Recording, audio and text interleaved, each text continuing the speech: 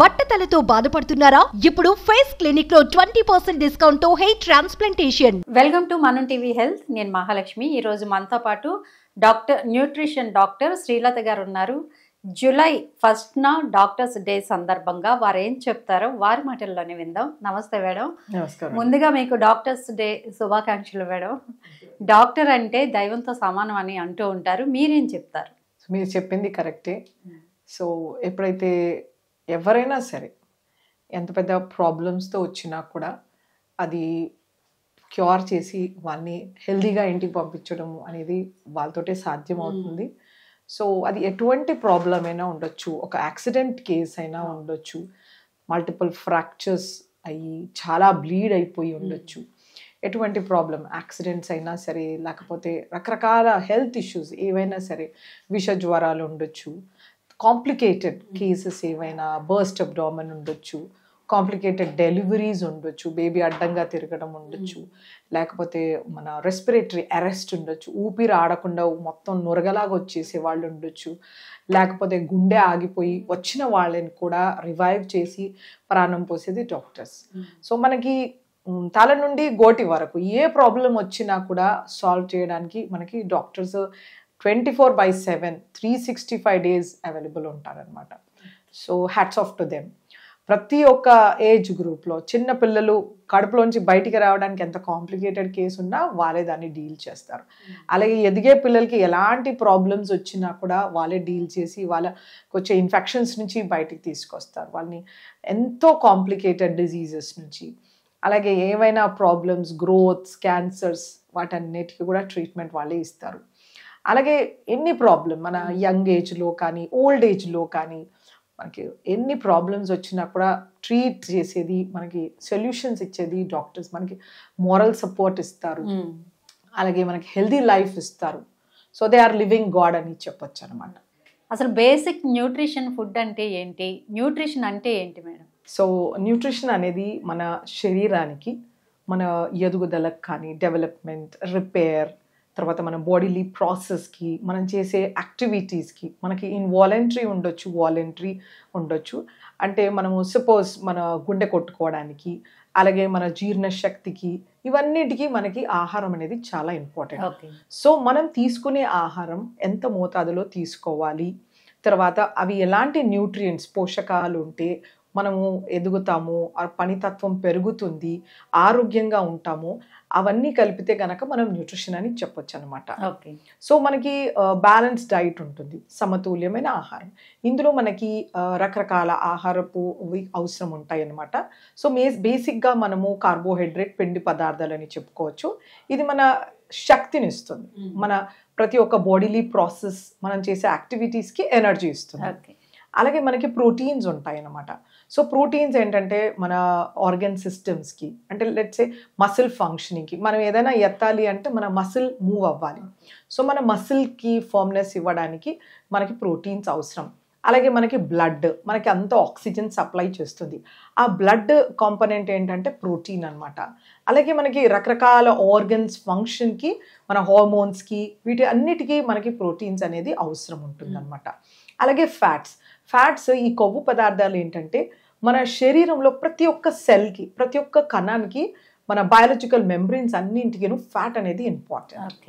అలాగే మన శరీరంలో వైటమిన్ ఏ, డి, కే, ఇవి వైటమిన్లు అబ్జార్బ్ అవ్వాలన్నా కూడా మనకి ఫ్యాట్ అనేది అవసరం అనమాట. సో ఇలా మనకి మ్యాక్రో న్యూట్రియంట్స్ అంటారు ఇవి మూడుటిని. అలాగే మనకి మైక్రో న్యూట్రియంట్స్ ఉంటాయి, వీటిలో మనకి విటమిన్లు, మినరల్లు. వైటమిన్స్లో మనకి బి కాంప్లెక్స్ వైటమిన్స్ ఉంటాయి, అలాగే వాటర్ సాల్యుబుల్ వైటమిన్ సి ఉంటుంది. బి కాంప్లెక్స్లో మనకి థైమిన్, నియాసిన్, రిబోఫ్లేవిన్, బయోటిన్, ఇలా మనకి సైనోకోబాలమిన్, ఫోలేట్, రకరకాలు ఉన్నాయి. వైటమిన్ సి కూడా మనకి చాలా ఇంపార్టెంట్. అలాగే మనకి ఫ్యాట్ సాల్యుబుల్లో వైటమిన్ ఏ, డి, ఈ, కే. సో ఇలా బేసిక్గా మనకి వైటమిన్స్ ఉన్నాయి. మినరల్స్ అనేవి మనకి చాలా ముఖ్యం. ఇవి మన ఎముకల్లో ఉండే కాల్షియం, ఫాస్ఫరస్ కానీ, అలాగే మనకి రక్త ప్రసరణ చేసే ఐరన్ కానీ, లేకపోతే జింక్ మన గ్రోత్ అండ్ రిపేర్, సెలీనియం, ఇలా మనకి రకరకాల మినరల్స్ అనేది శరీరానికి అవసరం ఉంటుంది అనమాట.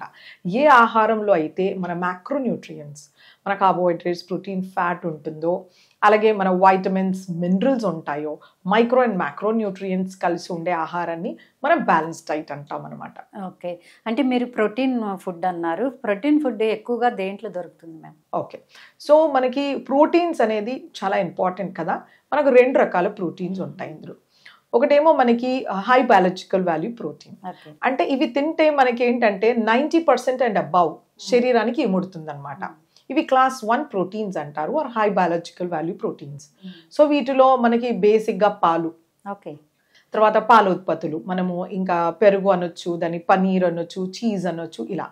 ఓకే, సో అది ప్రోటీన్ అనమాట. అలాగే మనకి non veg foods, mutton, chicken, fish, eggs, ఇవన్నీ high biological value protein. So వీటిని మనకి ఏవైతే మెటబాలిజం తర్వాత వేస్ట్ ఉంటుందో అవి చాలా తక్కువగా ఉంటుంది, అబ్జార్ప్షన్ అనేది ఎక్కువగా ఉంటుంది. సో క్లాస్ 2 ప్రోటీన్స్ వచ్చేసి మనకి పప్పు దినుసులు, మన శనగలు, పెసర్లు, బొబ్బర్లు, అలసందలు, కందిపప్పు, మినప్పప్పు, ఇలా మనకి పప్పులన్నీ క్లాస్ 2 ప్రోటీన్స్ అనమాట. వీటి అబ్జార్ప్షన్ అనేది తక్కువ ఉంటుంది. లెట్స్ సే మనం ఒక 100 గ్రాముల పప్పు తింటే మనకు అందులో 40% ఆర్ 50% మన శరీరానికి ఇముడుతుంది. Except soybeans. సోయా మళ్ళీ మనకి హై బయాలజికల్ వాల్యూ ప్రోటీన్ అనమాట, అందులో మోర్ దెన్ 90% మన శరీరానికి అబ్జార్బ్ అవుతుంది. ఒకవేళ మనం వెజిటేరియన్స్ ఉంటే ఈ సోయా ఉత్పత్తులు వాడుకోవచ్చు, అంటే సోయా పిండి కానీ, సోయా గుగ్గిళ్ళు కానీ, లేకపోతే సోయా మిల్క్ కానీ, soya tofu, soya granule, soya nuggets, ఇలా రకరకాలుగా మనం వాడుకుంటే హై బయాలజికల్ వాల్యూ ప్రోటీన్ వస్తుంది అనమాట. ఓకే, అంటే మినరల్స్ ఎట్లా మనం దాన్ని ఫిల్ చేయొచ్చు? సో ఈ ప్రోటీన్స్ అనేవి మనకి కొద్ది రకాలుగా పలుకులు నూనె గింజల్లో కూడా వచ్చేస్తాయి అనమాట, లేదా బాదాం, పిస్తా, అక్రోట్, ఇలాంటి వాటిలో కూడా వచ్చేస్తుంది ప్రోటీన్ మనకి. ఇవి కాక మనకి మినరల్స్ అన్నారు కదా, మినరల్స్ అనేది ముఖ్యంగా మన శరీరంలో కాల్షియం అనేది చాలా ఇంపార్టెంట్. మనం ఇలా లేస్తున్నాము, నడుస్తున్నాము అంటే మనకి కాల్షియం, మన బోన్ స్ట్రాంగ్గా ఉండాలి. ఓకే, సో మనకి కాల్షియం అనేది ముఖ్యంగా పాల ఉత్పత్తుల్లో వస్తుంది. అలాగే మనకి నాన్ వెజ్ ఫుడ్ ఐటమ్స్లో వస్తాయి. పాలల్లో ఏంటంటే హై బయాలజికల్ వాల్యూ కాల్షియం ఉంటుంది. అంటే మనం ఇప్పుడు రాగులు తీసుకున్నాం, అందులో 350 మిల్లీగ్రాముల కాల్షియం ఉంటుంది, కానీ అది మన శరీరానికి అబ్జార్ప్షన్ అనేది తక్కువ. అలాగే ఇప్పుడు పాలు ఉన్నాయి, మనం ఒక 100 ml మిల్క్లో, కౌ మిల్క్ తీసుకుంటే ఆవు పాలలో 120 మిల్లీగ్రామ్స్ కాల్షియం ఉంటుంది, కానీ మనకు అది 95% అబౌవ్ మనకు అబ్జార్బ్ అవుతుంది అనమాట. మనం కాల్షియం కంటెంట్ కన్నా మనం కాల్షియం బయో అవైలబిలిటీ చూసుకోవాలి, శరీరానికి ఇముడుతుంది ఎంత అనేది చూసుకోవాలన్నమాట. సో అలాగే మనకి ఇప్పుడు మన కాల్షియంతో పాటు ఫాస్ఫరస్, ఈ కాల్షియం టు ఫాస్ఫరస్ రేషియో అనేది కరెక్ట్గా ఉండాలి. సో ఈ ఐడియల్ రేషియో అనేది మనకు పాలలో లభిస్తుంది అనమాట. అలాగే మనకి పెరుగు తీసుకోవచ్చు, లేదు మజ్జిగ. కొంతమందికి పాలు తీసుకుంటే బ్లోటింగ్, గ్యాస్ ఫార్మేషన్, డిస్టెన్షన్ ఉంటుంది, ఆర్ లూజ్ మోషన్ లాగా ఉంటుంది. సో అలాంటి వాళ్ళు మజ్జిగ, పెరుగు తీసుకోవచ్చు అనమాట. లేకపోతే పనీర్ కానీ అలాంటి వెరైటీస్ ఏమైనా తీసుకోవచ్చు. కాకపోతే మనం పాలు ఎలాంటివి వాడుతున్నామో జాగ్రత్తగా చూసుకోవాలి, అవి హై ఫ్యాట్ మిల్క్, అలా జాగ్రత్తగా. సో అంటే ఆవు పాలు మంచివి అంటారా, గేదె పాలు మంచివి అంటారా? అంటే మన కండిషన్ ఏముంటుందో దాన్ని బట్టి మనము మనము న్యాచురల్ ట్రెడిషనల్ గా చూస్తే కనుక ఆవు పాలు శ్రేష్టం. ఎందుకంటే అందులో మనకి బీటా కెరోటిన్ కంటెంట్ ఎక్కువగా ఉంటుంది, సైంటిఫికలీ స్పీకింగ్. అందులో క్లోజ్ టు మదర్స్ మిల్క్, తల్లి పాలకి చాలా దగ్గరగా ఉంటుంది ఆవు పాలు. గేదె పాలు ఏంటంటే క్యాలరీ కంటెంట్ ఎక్కువగా ఉంటుంది. మనం ఒక 100 ml మిల్క్ తీసుకుంటే 116 క్యాలరీలు వస్తాయి మనకి, 6 గ్రాముల కొవ్వు ఉంటుంది. ఓకే, ప్రోటీన్ సేమ్ 3.2 గ్రామ్స్ వస్తుంది. అదే మనము ఒక కప్పు ఆవు పాలు తీసుకున్నాము 100 ml, మనకు 60 క్యాలరీస్ వస్తాయి. 3.2 గ్రామ్స్ ప్రోటీన్ వస్తుంది, 3 గ్రామ్స్ ఫ్యాట్ వస్తుంది అనమాట. కాల్షియం 120 మిల్లీగ్రామ్స్ వస్తుంది. గేదె పాలలో కాల్షియం మోర్ దెన్ 200 మిల్లీగ్రామ్స్ వస్తుంది అనమాట. సో అలా కాకపోతే మనకి మెడిసినల్ ప్రాపర్టీస్ అనేవి ఆవు పాలల్లో ఎక్కువ ఉంటాయి అనమాట. సో బేసిక్గా మనం ఆవు పాలు తీసుకుంటే మంచిది. ఒకవేళ వాళ్ళు స్థూలకాయం కానీ అధిక బరువు ఉన్నారు అంటే వెన్న మొత్తం తీసేసిన పాలు అయితే skim milk are diets milk అలాంటివి యూజ్ చేసుకోవాలి.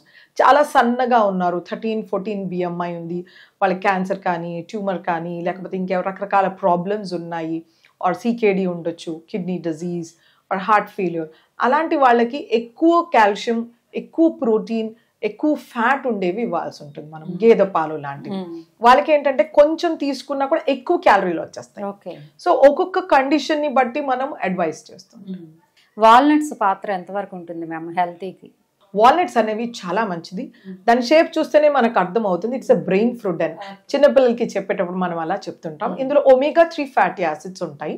చిన్నపిల్లలకి వాళ్ళకి బ్రెయిన్ డెవలప్మెంట్కి చాలా మంచిది. అలాగే అడల్ట్స్కి మనకి ఫ్యాట్ ప్లేగ్స్, మన ఆర్టరీస్లో ఇలా మన ఆర్టరీ ఉంటుంది, బ్లడ్ సప్లై ఇలా అవ్వాలి. సో ఇక్కడంతా ఫ్యాట్ పేరుకుపోయి ఇది క్లోజ్ అయిపోతుంది. సో అది అలా అవ్వకూడదు అంటే మనం ఆక్రోట్ ఆర్ వాల్నట్స్ తీసుకోవాలి. ఇది ఏంటంటే మనకి అక్కడ omega-3 ఫ్యాటీ యాసిడ్స్ ఉంటుంది అనమాట. ఈ బ్యాడ్ కొలెస్ట్రాల్ని తగ్గించేస్తుంది. గుడ్ కొలెస్ట్రాల్ HDL గుడ్ కొలెస్ట్రాల్ని పెంచుతుంది అనమాట. సో ఖచ్చితంగా మనము ఇన్ని వాల్నట్స్ ప్రతిరోజు తీసుకుంటే చాలా మంచిది. అంటే నానబెట్టి తీసుకోవాలంటూ ఉంటారు, అది ఎంతవరకు కరెక్ట్? సో నానబెట్టడం వెనకాల ఫండా ఏంటంటే అబ్జార్ప్షన్ అనేది బాగుంటుంది అనమాట. ఇప్పుడు అవి చాలా క్రంచిగా గట్టిగా ఉంటాయి. సో మనం సరిగ్గా నమలకుండొచ్చు, మింగేస్తున్నాం. నానినప్పుడు ఏంటంటే మనం దాన్ని స్మూత్గా పేస్ట్ చేస్తాం నోట్లోనే, అండ్ అబ్జార్ప్షన్ కూడా ఎక్సలెంట్ ఉంటుంది. సో కొన్నిసార్లు ఏమంటారంటే వాటి తొనల పైన ఉండే యాంటీ న్యూట్రిషనల్ ఫ్యాక్టర్స్ ఉండొచ్చు, బట్ నానబెట్టి తొక్క తీసేసి తింటే కనుక అవి బాగా అబ్జార్ప్షన్ అవుతాయి అనేసి కొన్ని స్టడీస్ చెప్తుంటాయి. Okay ma'am, thank you. Thank you.